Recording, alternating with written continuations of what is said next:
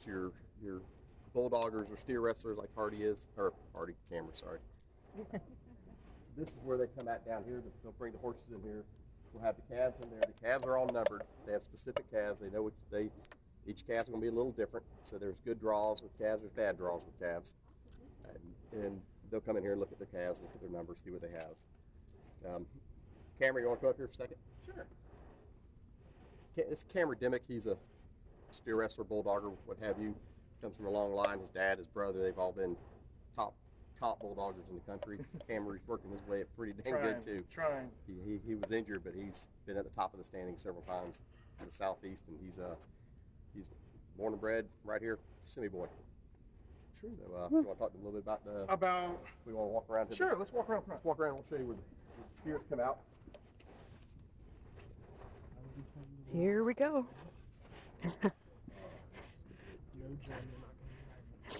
Darn it.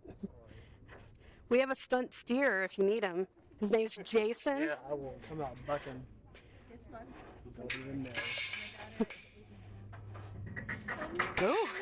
Let me get the hell out of the way. All right. So this is called the timed event of the arena. Team roping, calf roping, and steer wrestling all take place now at this end. Basically, this will be where your livestock leaves from, and your competitors will either be on this side for the team roping and bulldogging, and on that side for calf roping and team roping also.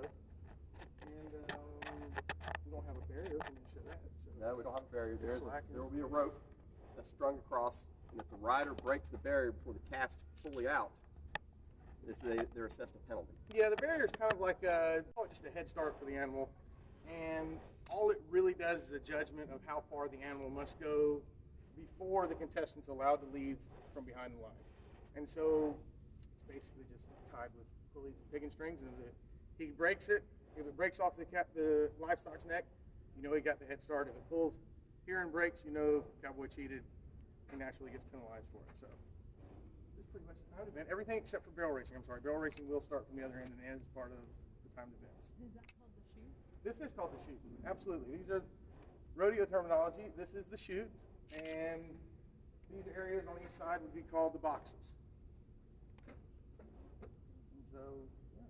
And the steer wrestling, and you'll have the steer wrestling will be on one side or the other, whichever's their preference, and you'll have the hazer on the other side, which keeps the calf from running away from them.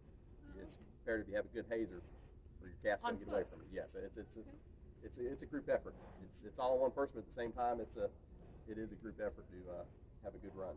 Definitely. I forgot to let that out, which is very important. Steer wrestling is the only event in rodeo where you are allowed to help her any means at all. So, What's a good time in this arena? 4 flat, anywhere in the short 4-second range. Usually is an exceptional time. Sometimes you get into 3s, sometimes a little longer, but usually it's in the low 4 seconds. And all the stock comes from Spurs? No, the bucking stock, most of it comes from Spurs. We do bring in some other contractors, but most of it on the bucking stock is Spurs. Now the calves, I don't know who we're getting them from this time, but it has to be a certain type of calf. We don't raise them. The Corrientes. Do you know where we're getting from this time? I do not.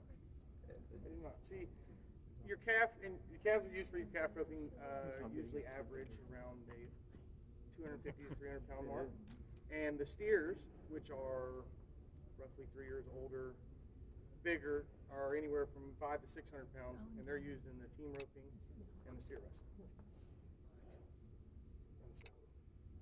And naturally, I don't know if you know, but team roping is a 2-person event. You have a header who ropes the horns of the animal, and you have a heeler who tries to rope the 2 back feet of the animal. And that's the team roping. And actually, steer wrestling is a bulldogger and a hazer, and the object is to run the animal down and basically dismount the horse and wrestle him to the ground. Not a whole lot of science in that. Yes, ma'am. I have it's not meant to be an offensive question at all. I think I know the answer, but I just want to check with a professional.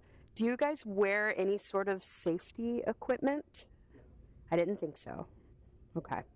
Real men don't need pads, I right? didn't say that. No. Some people wear knee braces and Helmets, definitely, I strongly recommend. I mean, I have a little more brains, I guess, than to get over there in those. But, That's what I was referring to earlier. yeah, no backtracking now. I did But look no, at- I don't wear any protective gear. That's amazing. Maybe Yeah. could be. It's one of the things where I said it sounds a whole lot better sometimes than it actually works.